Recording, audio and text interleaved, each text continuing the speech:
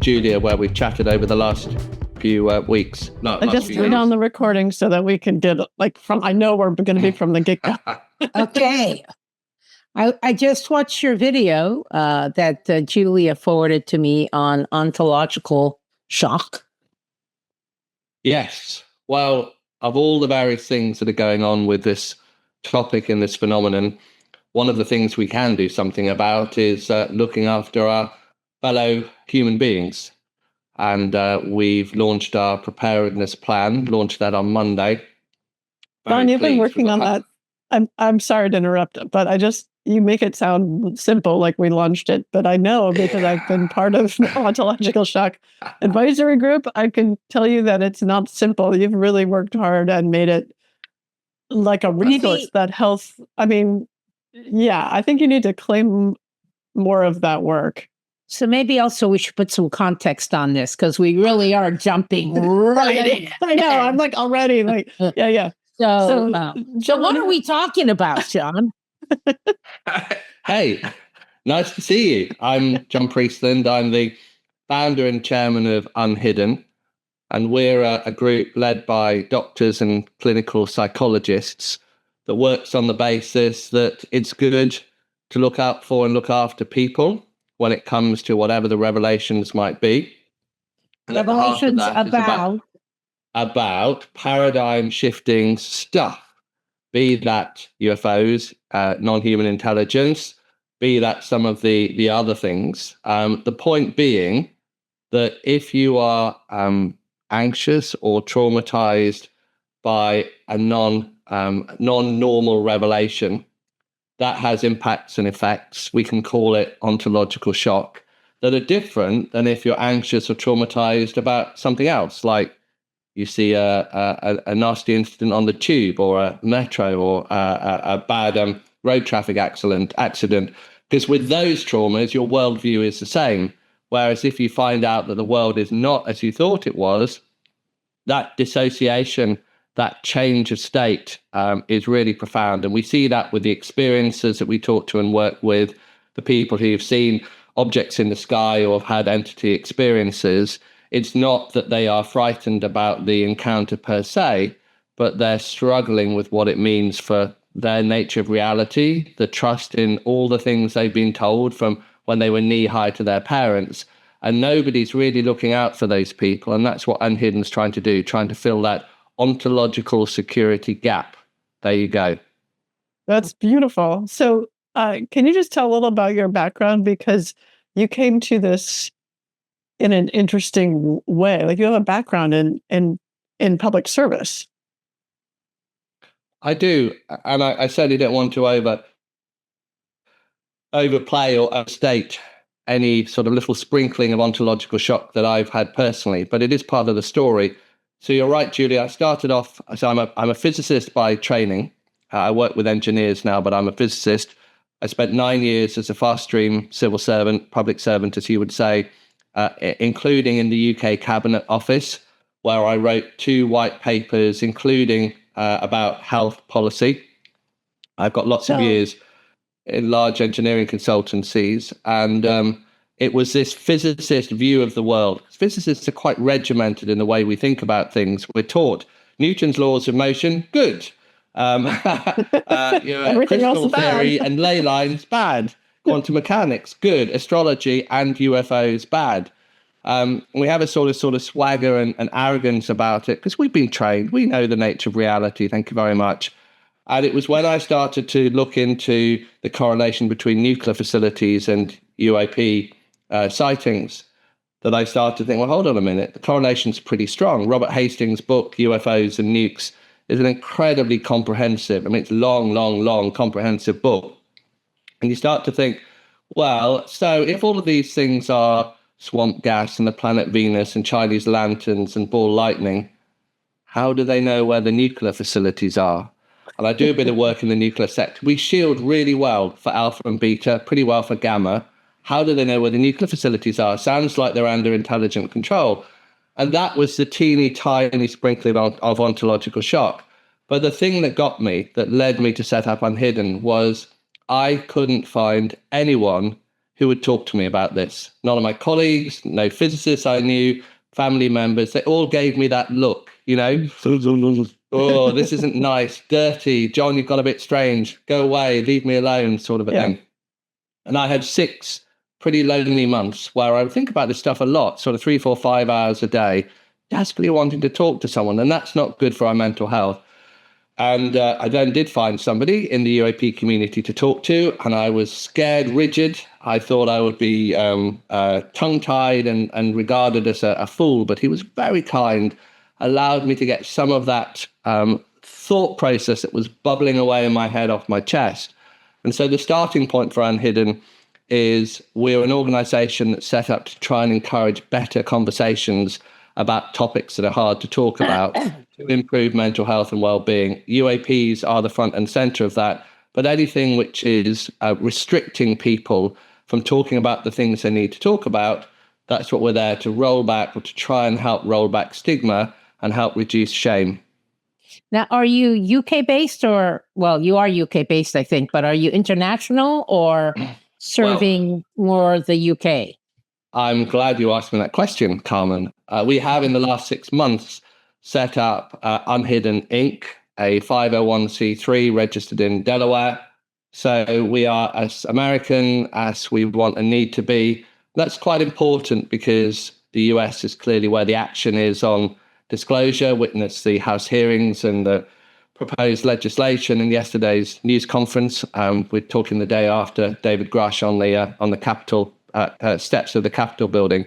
And under the current administration, it is harder than it was for foreign agents, as a UK company would be called, to talk to the US government. So we're as UK as we need to be, as US as we need to be, and it's a global challenge, and we're here to do what we can in different parts of the world.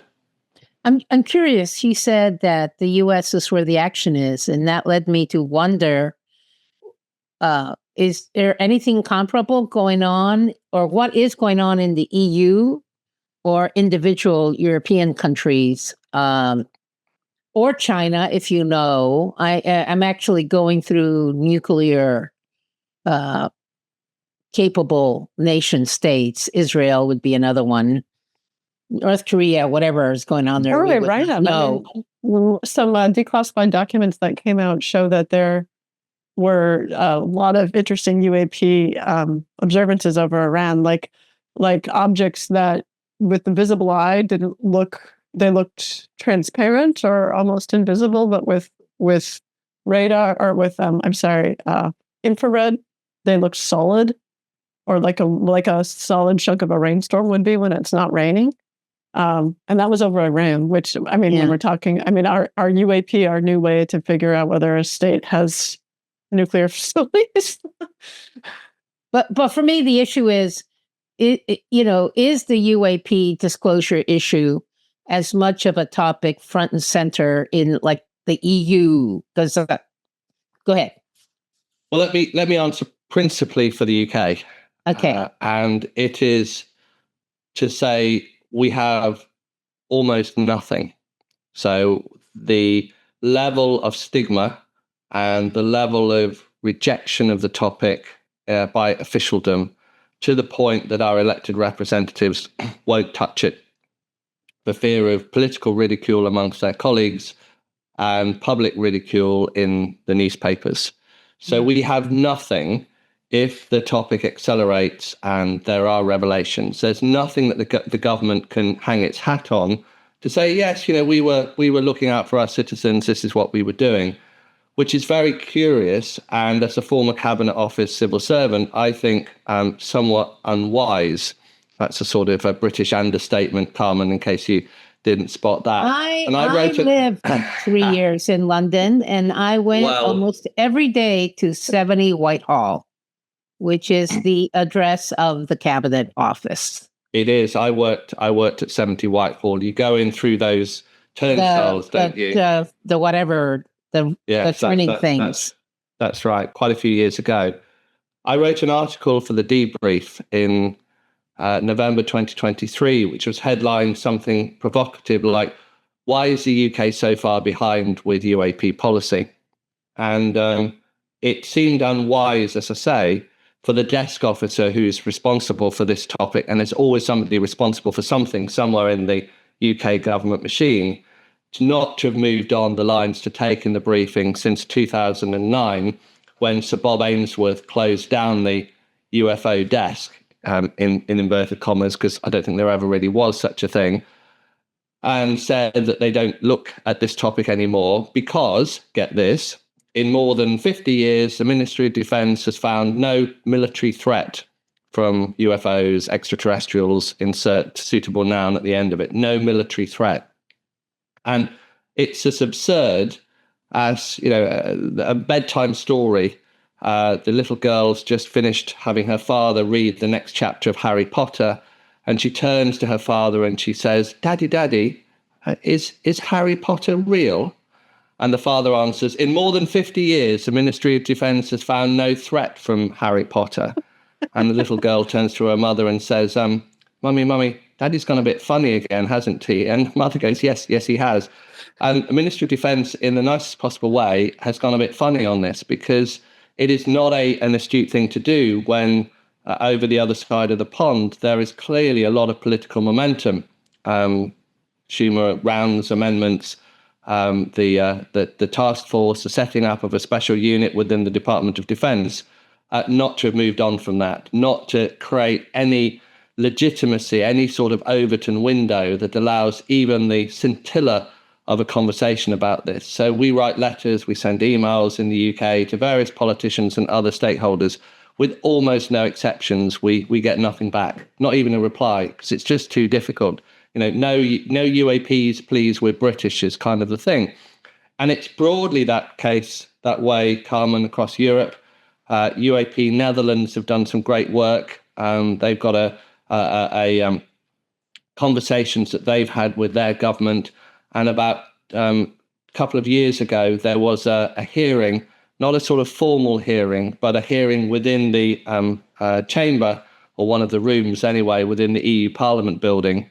But that didn't really move forward either. So the US is blazing a trail, and other allies, including Five Eyes allies, are nowhere. And so that means the level of shock, the dissonance between what citizens think the position is and what the position might turn out to be. And we've got no... Be higher. It's higher. That's exactly right. And that's unnecessary, and it potentially causes more harm.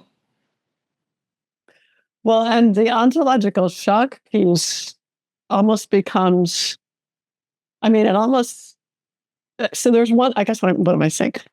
There's one fear of ontological shock, and we should define that actually before I even say what I'm saying. So can you define, I know that you said words about it before, but can you define it again in like super clear language so it doesn't sound, like a scholarly thing?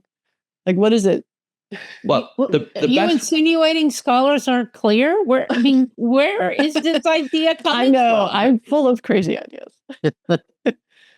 So the obverse of ontological shock is ontological security, which is what we as humans tend to need to carry out our daily lives in a psychologically secure way, that the frame of reference for the universe and the people around us and our relationships are relatively stable. Yeah. So the ontological shock is when there is a significant change to that worldview.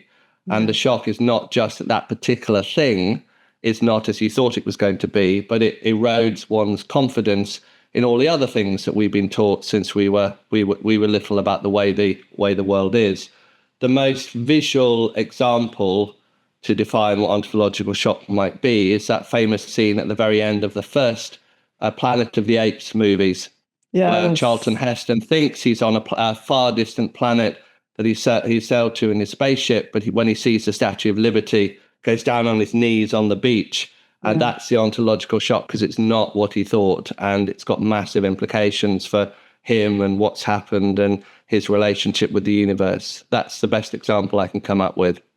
So I really feel like the ontological shock is a problem that's not on the radar. Like, as you've just said, we know that it's not on the radar of the UK, and I don't think it's that much on the radar of the US public health or public service.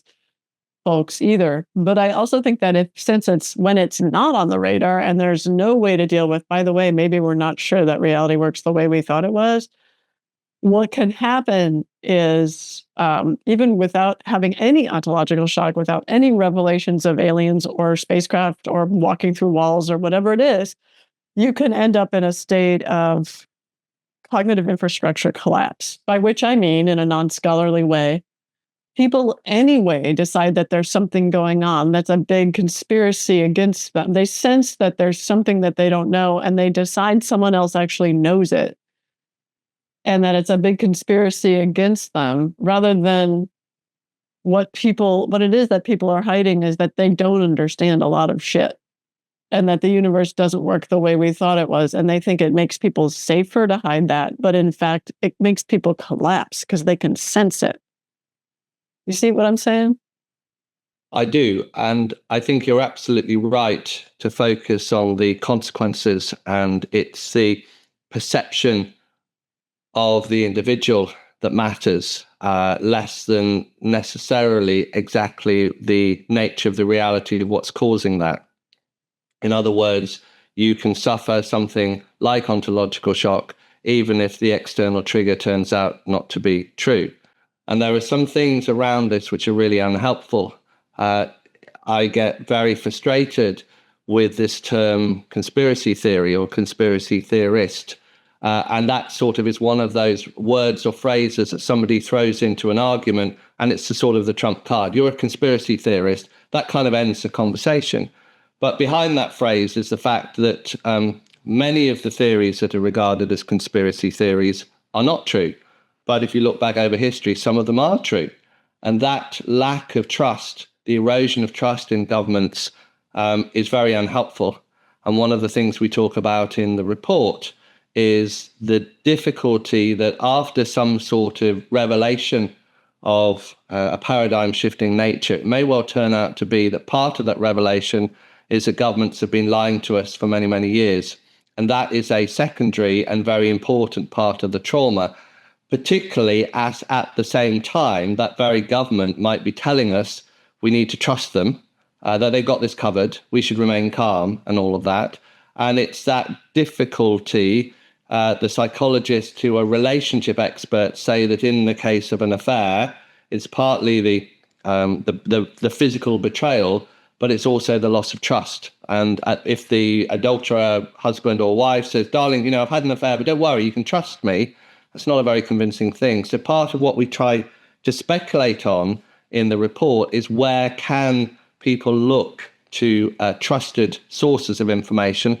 The evidence from a really interesting MIT labs study shows that false information travels much more effectively and quickly, twice as fast as true information, because it's more exciting. It sets off more endorphins than the truth can be quite prosaic. So where will people go in a post-disclosure world for trusted information, and how can we or other civil society bodies or governments or whoever build those trusted mechanisms before they're needed?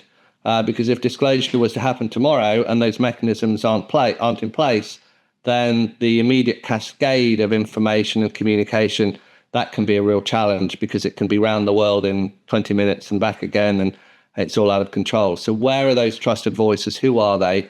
And how do we get them briefed and available as and when they might be needed? Now, we, as I'm listening to you, I'm thinking about, when has this happened before? When have we had ontological shock? And so some things that come to mind is when the New World was discovered, when North America and South America were stumbled upon, and it became, I've read accounts where that discovery was very disturbing to a lot of European academics or court people, the map of the world down. Yeah, and so that's one. Another one I can think of is ongoing today, which is the more or less the collapse of religion. Collapse is not the right word, but I'm fascinated by just this general topic of what do people believe and how that is so important to their lives. And the Mormon Church is having a significant problem because they're built on a 200-year-old, very odd account. And what's happening to the Mormons who become convinced that Mormonism is not true is they don't become Christians. They go, I mean, this is anecdotal, but I think it's true.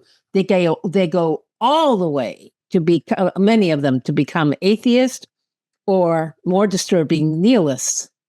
So that's another kind of episode or instance of ontological shock. And then you mentioned non-human intelligence when you talked about what might cause ontological shock. And I don't know if you meant artificial intelligence when you used that phrase, but I also think even today we're beginning to see the stubble, the little green shoots emerging of ontological shock as people come to grips with what AI and is going to be, and then what that means for human significance. Can I add one more to that? Sure. Yeah. I was thinking when Freud comes out and says, I'm pretty confident there's this thing called the unconscious, and it has a lot of control over what you do and how you perceive things.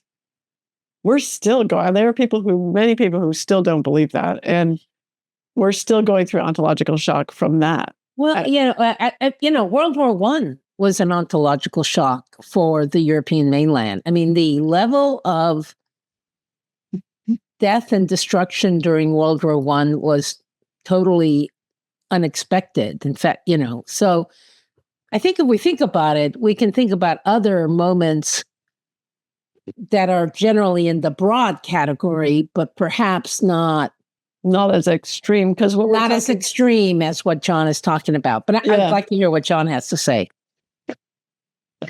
So we tried hard as part of the preparedness plan to think what the appropriate analogies were. And I'm reminded that early on in my uNHIdden days, one of our psychologists said a revelation of this nature, ontological shock, it's like being told you've got cancer. And I said, no. It's like everybody in the whole world being told they've got cancer at the same time.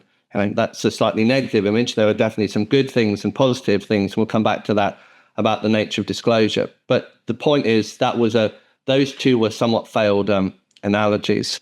One then looks back over history, and you've mentioned a couple of these. There are definitely two previous big revelations about the human's position in the universe not being as primary as people thought at the time. Clearly, Galileo and the change of the model with the Earth not being at the center of the universe, and then Darwin, that mankind is not special. Yeah. We're all animals, and it might be that we're heading towards this further shock so it's 1, 2, 3, and the third one is that our position is not as we think of sort of top species, but we might be somewhere sort of in the middle, or there might be a much more broad collection of sentient species, and that's what I mean by non-human intelligence. Mm-hmm. You mentioned artificial intelligence, AGI or ASI, and a few people have said to me, you would perhaps do better. You do better with some of the funding grants if you didn't bother with all this UAP, non-human intelligence stuff, and you concentrated on psychological security around AI and AGI. My answer to that is, you're right, that would be easier, but we're not taking the easy path here. And it's the fact that it is so difficult to push back on stigma and shame to do with UAPs and non-human intelligence that we're doing what we're doing. So we're not taking that one. I think the final of your very interesting points, Carmen, you made is around the ontological shock, either from a European perspective or an indigenous population perspective, in terms of the arrival of Europeans in North and South America. And I think that links to the point you made around religion, that to some extent, the Europeans may have been very shocked to find that there was a landmass out there, but they had a fundamental and ineffable belief in non-human intelligence, in God. They had religion, and they were able to say, in God we trust, and say their prayer and keep me safe and all of that. And one of the things that's changed in the 500 years since then is this move to this sort of Cartesian worldview, this rejection of religion.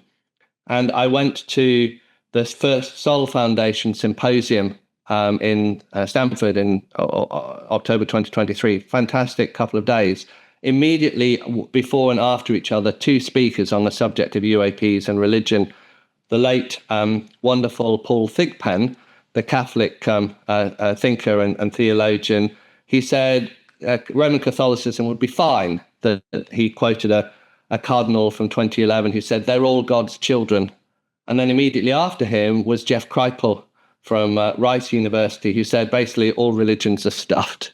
He was taking the sort of Arthur C. Clarke childhood's end view, and they won't survive this. So you've got absolute opposites. But it is comforting as we work out how we may be able to live comfortably alongside the revelations that may be to come, that for the vast majority of human history, people, if you ask them, do you believe in non-human intelligence, say, of course. If you asked an ancient Roman or an ancient Greek person, of course, they live on Mount Olympus, give them names, we do our offerings. If you talk to people in medieval or Tudor times, of course, we build churches, we believe in angels and saints and all of this. So this sense of dissociation from a level of comfort with non-human intelligence is a relatively new thing. And it's fascinating that part of the dialogue that's starting to find real strength here is how the religious scholars, people like Diana Pasulka, are saying we're going to need to reinterpret some of the stories which we put into allegories and fables, reinterpret those, and may need to get comfortable with the idea that we live alongside other intelligences, but we can draw comfort from the fact that people have been very comfortable doing that for many years. We've just got to make the transition. Thank you. That's beautiful. John, I really like the way your mind works. Thank you. All compliments very welcome. I think the thing about what may be coming, and I say again, we've got no knowledge of anything beyond anyone else, but you can just see the sort of the steps in politics. People like Chuck Schumer, Mike Rounds, they don't waste political capital on things that are trivial and unimportant. So there's some very senior political figures being behind all of this. Marco Rubio. Yeah, absolutely. What have we got as our mechanisms to provide support? We don't have vaccinations against ontological shock. We've got each other. Wait a minute. We've got. Do we? Do we have a vaccination against ontological shock? I rather hope that we don't. No, I don't mean like a physical vaccination, but what you just said, and we've got each other. Isn't well, that? That's right. So if we broaden up the big picture on our report, what we're saying is the impact of disclosure can be at a population level. It can be hundreds of thousands or millions of people affected or more. And the correct medical branch for population scale support, diagnosis and treatment is public health. So we looked at the public health literature. We've worked with public health specialists, psychologists and other doctors. And there's a really important public health thinker, a paper by a man called Jeffrey Rose, called Sick Individuals and Sick Populations. And the logic that comes out of his work is that it's better to try and reduce the average level of impact to people, push the norm down, as well as prepare for the sort of surge capacity. So don't try and treat Don't try and predict too much who's going to be affected. Reduce the average response. And what that means is we need the equivalent. This is where I'm coming back to agree with your point, Julia. We need the equivalent of a vaccination program for ontological shock. It's not a jab in the arm. What is it? It's gradual exposure to the possibilities that non-human intelligence may be real, and that might kind of be okay. And that may be what's happening at the moment. I'm going tomorrow to see Disclosure Day. That might be part of a very helpful general immersion that this could be real. I think there's also really important things to do with listening to people who have had ontological shock. And we were grappling for analogies that were meaningful in the last bit with Carmen. There's absolutely no doubt that experiences who've had strange encounters with entities, with things they've seen in the sky, that has shattered their worldview. And they are, it's really important that we support them. It's really important that we listen to them. And by listening to them, that is going to help others because it immerses them in what the experience has been at one removed, but it still shares that experience. And that may pass on a little bit of what we might call immunity, if you like, because that's something that is part of our world, that people see strange things and they cope largely and they carry on. So listening to experiences is going to be important. But it's also the question of how we have the conversations. We have far too much stigma, we have far too much shame. And so the experiences talk about a secondary and possibly a tertiary trauma. So the first trauma is they see something frightening and strange. That shatters their worldview. The second trauma is when they try and talk to their family and friends about it. Instead of going, "Oh, John, that's terrible. Tell me more. You look really upset. Let's go for a beer. Let's talk about it." "No, you are a liar. That you didn't see this. This is horrible. You've gone crazy. Leave me alone." And then the third trauma, the tertiary trauma, is when they reach out and try and have medical support. The pathologization is instead of the doctor responding or the therapist responding to the fact they've seen something strange and frightening, they're regarded as potentially mentally ill. That's a psychosis, possibly an indication of schizophrenia. So being given a mental illness diagnosis and put on antipsychotics when you've just seen something strange that you can't explain, that's not a good place to be. And that leads to people not going and talking to anybody about it because the consequences of doing so. So where am I going with this? It's not just a question of having conversations. It's a question about having the right conversations. And one of the things uNHIdden has done in the last month is we've started a conversations group led by a registered psychologist, this is in Australia, to give a structure to the sort of conversations that are helpful, uplifting, positive, that focus on the curious dimensions of the revelations. What a time to be alive. Aren't we incredibly lucky to be living at the point where potentially we're going to find out much more about the nature of the universe than our forebears could ever dream of? That's a very positive, uplifting thing. So the nature and structure of those conversations is important. And one final analogy to give to that, which is the largest group I could find of structured support delivered outside formal government circles is Alcoholics Anonymous, who care for around 1 million people at any one time in their various programs across their various countries. 1 million people. That is not a random conversation where you go along and have a chat with a friend about your addiction and your alcoholism. That is a structured conversation led by a leader with rules, and you buy into that or you don't, and it's self-sustaining.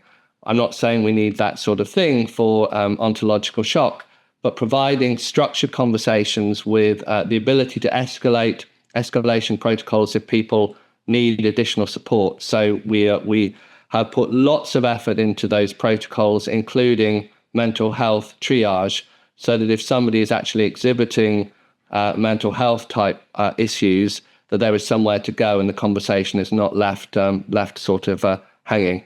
So it's all about conversations. That's the theme of this. This conversation is about conversations, Julia. It always is.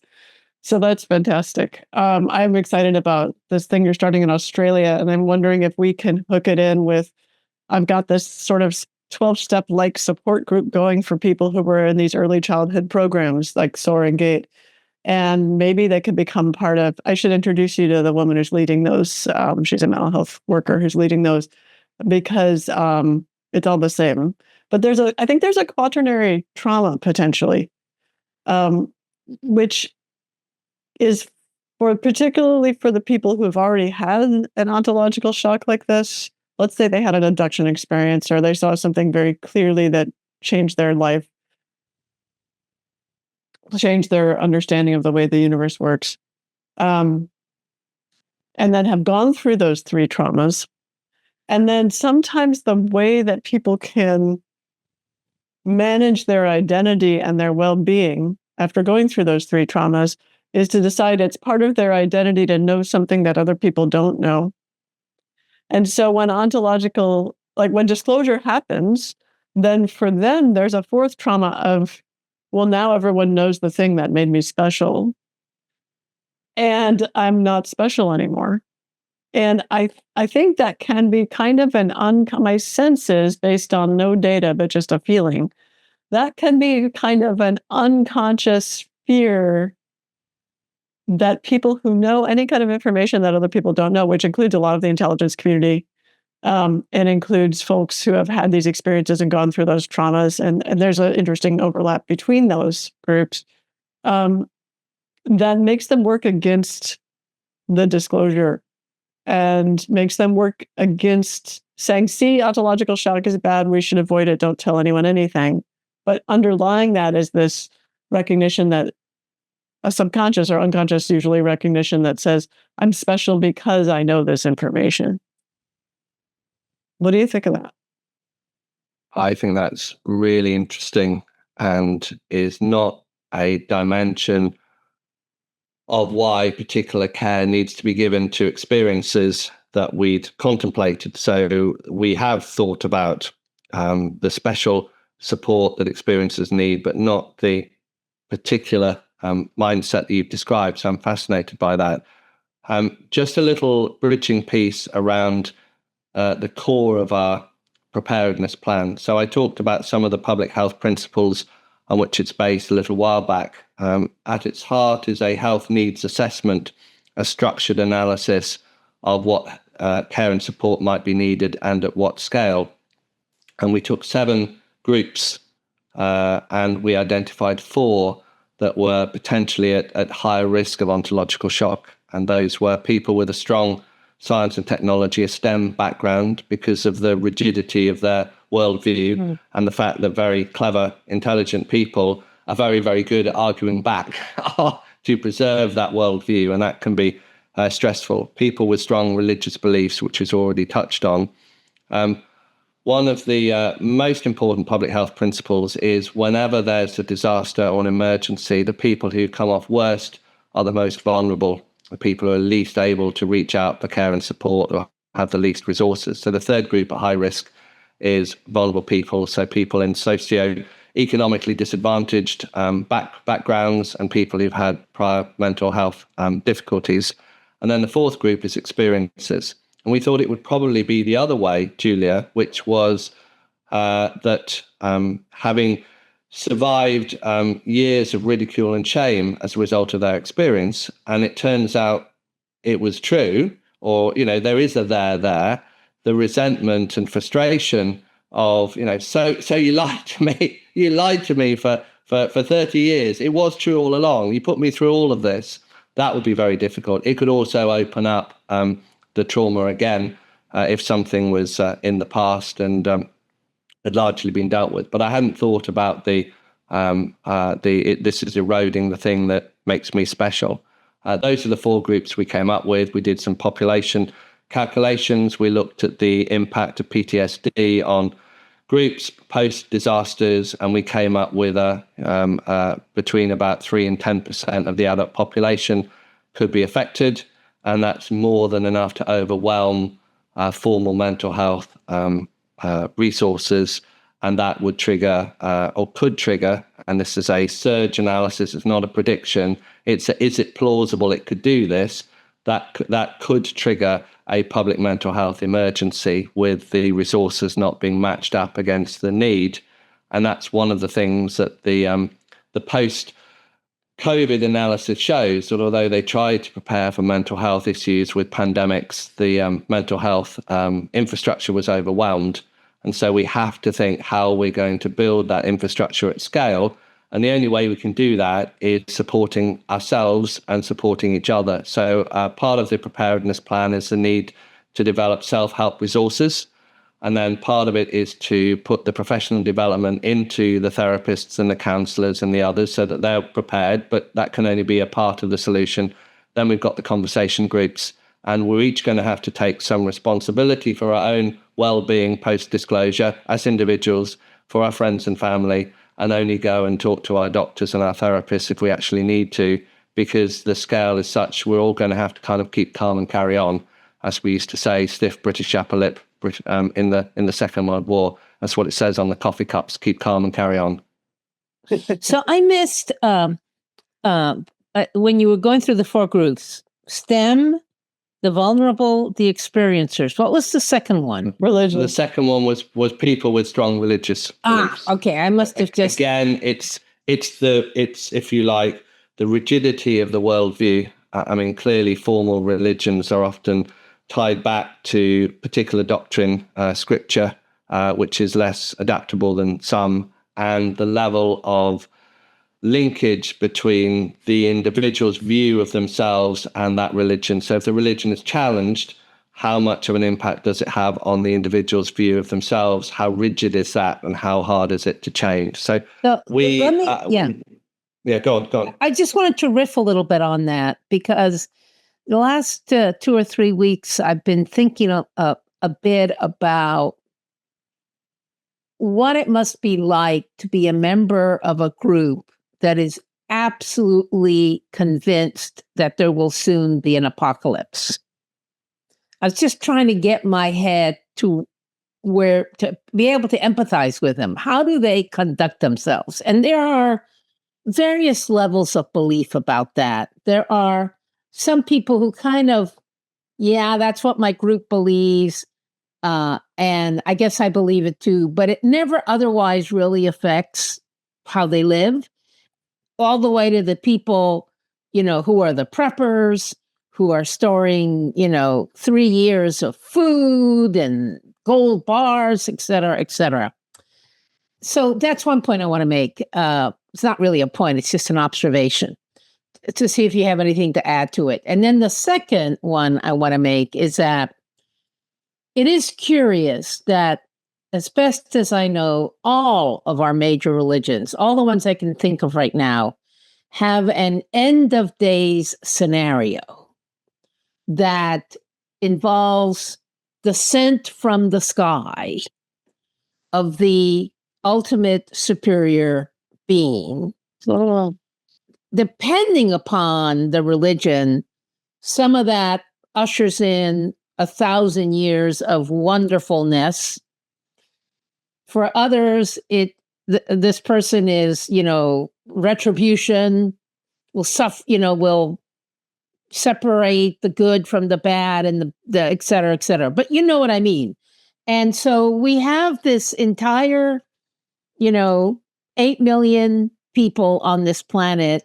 Billion, who have heard this story. I don't care who you are, you have heard this story in your myth, one way or another. So what are your thoughts on either one of those 2 points? Well, first of all, I think it was Tony Blair or Chabris Blair who said, we don't do religion. And that indicates quite wisely it's quite a tricky road to navigate without misspeaking. I could certainly upset a lot of people by misspeaking. I think you make some very good points. I think there's a suggestion in your first part of your question around cults and belief, and it is the believer thing. The word is a word that's thrown around very negatively around UFOs. I mean, it's a word that Sean Kirkpatrick users. There's a whole series of believers, and they persuaded the Congress or the White House to do things. And there is definitely some sense out there that some of the people who believe in UFOs, it's a cult. What I'd like to suggest with uNHIdden and our medical-led approach, that this is absolutely the opposite of a cult, that it is based on sound medical practice, research, and all of that. And the people we're particularly focusing on are the people who very probably really don't think much about UFOs or aliens at all. I've got 2 daughters in their 20s. One is really concerned about buying her first flat in London, and the second is coming towards the end of her time at medical school. They are not interested in this at all. I talk to them occasionally about it. They sort of smile in that's one of Dad's funny things, isn't it? Let Dad carry on with his thing. But if disclosure came along and got in the way of their lives at that key point, I think it'd be terribly unfair. We didn't have to deal with that when we were in our 20s. And so the people we're really trying to focus on are completely the opposite of a UAP cult. That people are going about their daily lives, and this could come and blight, could come in and change their world in a day or whatever. And how can we help cushion them so they can carry on with the joys and the pitfalls which young people have had for decades and deserve to have again. So it's only a partial answer to your question, but I think we are not well equipped as an organization to cover the religious issues. We're very careful in the way we put it in the report, but I would actually say that's our strength of being medically and scientifically led. And I guess I'm going to be risky enough to make a comment about it. I was risky enough to mention it, so. Yeah, you and I, we misspeak constantly. So. It's our strength. Yeah, that is. There are Diana Pasulka and Jeffrey Kripal and Chris Bledsoe and other folks who look at the correspondence between biblical and also like old tantric and just, I don't know why I say old tantric, they're all old, but older. All these traditions from different cultures that have to do with sort of a light that shows up in the sky and gives wisdom or potentially yields beings, wheels within wheels, like Ezekiel's wheel. These kind of things are all interpretable as some kind of UFO or UAP phenomenon, which we would call it today, like fancy spacecraft, race cars in the sky. But what they all have in common, it seems to me, is there's an internal sensing. It's not just an object out there. There's a relationship with the person. And I think part of why those stories are so important in the Bible and other religious texts is because there's a deep knowing inside people that there's something that shows up out there that we have a relationship with.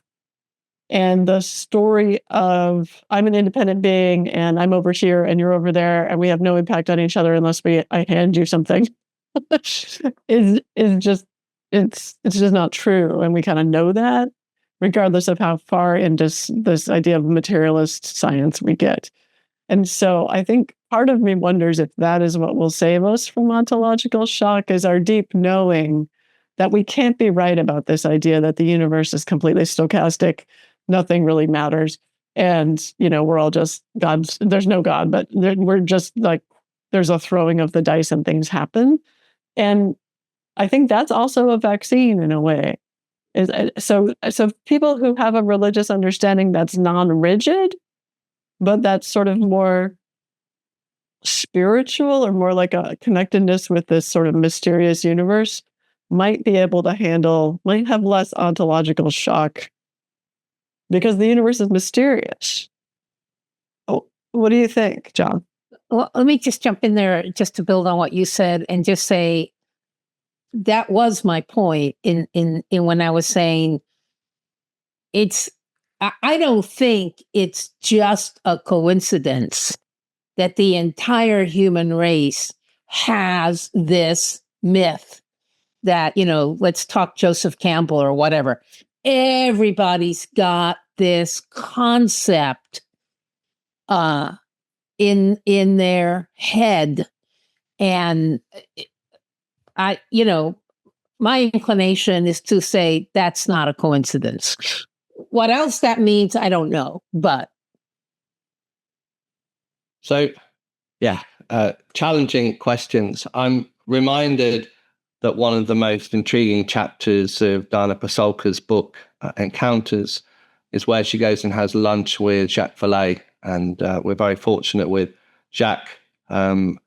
He's an ambassador to uNHIdden, and we're very grateful to that. He's given us some wise advice. Diana notes that in Jacques' apartment, there's not just a book nor a bookshelf, but an entire bookcase on fallen angels. And that really struck me. If you think who's as knowledgeable as anyone around the nature of the phenomenon, Jacques Vallée would be, in the top one. And what does he spend his time collecting, and has a major collection of books about fallen angels. But I also wonder too whether some of this framing is distinctly unhelpful. And I think it was your vice president, J.D. Vance, was on an interview saying how interested he was in this, and he talked about demons. And so, there are negative connotations in this. Some of this terminology seems unnecessarily fear-making, potentially unnecessarily, needlessly controlling. And I come back to the fact that uNHIdden is all about consequences, not causes. And although the reasons for anxiety, PTSD, or trauma may be different depending on whether it's one type of encounter, one rationale, or another, the nature of the presentation of the illness, if that's the right word, will be medically consistent, and the treatment will be relatively consistent as well. In other words, we don't need a new UAP medicine. We need to deploy the medicine that we've got appropriately when it's needed, whether or not the trigger and the cause is one thing or another. So consequences, not causes, is where we are. And that makes it quite easy, because I can dodge the speculation as to what it might be, ultra-terrestrials, interdimensionals, whatever it might be, although the little physicist in me is fascinated. But you go round and round these different hypotheses. Well, maybe it's this. What's the evidence? Maybe it's this. And I think I get to the point where it is unknowable. At least it's unknowable to somebody like me. There might be people in the middle of big military bases who know a lot. And even one of the essence of religion is the unknowableness of God. And I think it is an interesting analogy, isn't it? Analog, that the unknowableness of the phenomenon and the unknowableness of God, and the need for faith, that being a tenet of religion, that's kind of common across religion and the topic at hand. I find that a little interesting. Yeah. Wow. This is a powerful conversation that I'm grateful. And before you go, I just wondered, one thing that I noticed, and I'm wondering if you can comment on, John, if Carmen thinks this is a good idea. I'm sort of tentative about this question, which is why the long preamble. I apologize. Anyway, here's the question. We can cut it out if you don't like it. But when you talk, you speak, and other people in the field also do this, and I think I do this sometimes too. You speak as if disclosure is a known thing that you think will happen maybe sometime in our lifetimes, or is already happening. And by disclosure, you have a particular meaning, which I'm curious how you define it. Because it suggests that there was something that was hidden, and by people who know that it was hidden, and now those people are going to disclose it. Or do you mean disclosure that maybe isn't human based? That's something that we are all disclosed to by non-human entities. I'm not quite sure what you're thinking of there, or both, but I also don't know if you'll approve of this question. Well, it's interesting to hear you use the word hidden in your preamble. And I remember when I was in the process of setting up the organization, walking down the street close to the office in Berkeley Square, and out of the blue, the idea came into my head. I wonder if there is a word in the English language that has the letters N, H, and I in it. And I got out a crossword solver, and I typed in N, H, and I, and out came uNHIdden. And by the end of the day, I lengthened that to uNHIdden. And it so happened, amazingly, that uNHIdden.org was available as a domain name. Who would have thought? What on earth made me, walking down the street, I could know exactly where it was, exactly which bit of the street. What made me think to go and do that? And then why and how was the domain name available? So something that was hidden, that is revealed, is the essence of disclosure. And we couldn't, I think, have a better name than uNHIdden. So yes, what help me out with a little bit more of the question. I've reminisced about the origins of the organization, and I've slightly lost the thread of the question, Julia. Well, it's sort of like, do you, in your mind, when you imagine, it's more like in your mind when you imagine disclosure, do you imagine human beings talking about things that they knew but are now revealing? Or do you imagine that we are sort of disclosed to by the universe? Like, for instance, aliens say, hello, by the way, this is the deal. What are you imagining there? It's like the difference between known unknowns and unknown unknowns, right? It is, yeah. I think the starting point behind that is whether there's something hidden to be revealed. That's if I think in a sort of physicist or maths decision tree, that's the first decision: is there, isn't there something hidden to be revealed? And then the second is, if there is it revealed? And then how is it revealed? Is that, aliens in the White House lawn?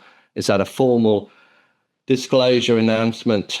And I'm very struck by, there was a wonderful podcast, Nathan on Liminal Frames talked about devolved controlled disclosure. And his analogy was that there was a village next to a forest, and people would go from the village into the forest and they would see bears. And after 1, 2, 3 villagers had come back to the village and they said, there's bears in the forest, people would quite rapidly go, yeah, okay, well, there are bears in the forest. It wouldn't require the mayor of the village to make an announcement. But that only works if we listen to people. And if we listen to the experiences, if we see the commonality of their view, that they're all kind of seeing bear-shaped entities or the equivalent, we need to listen. And if we close them down and we treat them as fools or stigma, that's not going to work. So we could have this controlled, devolved disclosure, which is there's no formal disclosure. It just becomes into our common zeitgeist that, of course, there are non-human entities or strange things we see in the sky. That might be the least stressful. That might be the easiest in terms of absorbing that into our psyche. But I draw another overlay as to why this is worth doing. Still not really quite sure why I'm doing this, but as a Cabinet Office civil servant, one is required to anticipate sort of political trends. Where are ministers spending their political capital and their political time? And I draw a lot of a view as to the seriousness of this topic by the way in which very serious politicians in the States are spending their time. I mentioned Chuck Schumer and Mike Rounds earlier, the other House representatives who were on the steps of the Capitol building yesterday.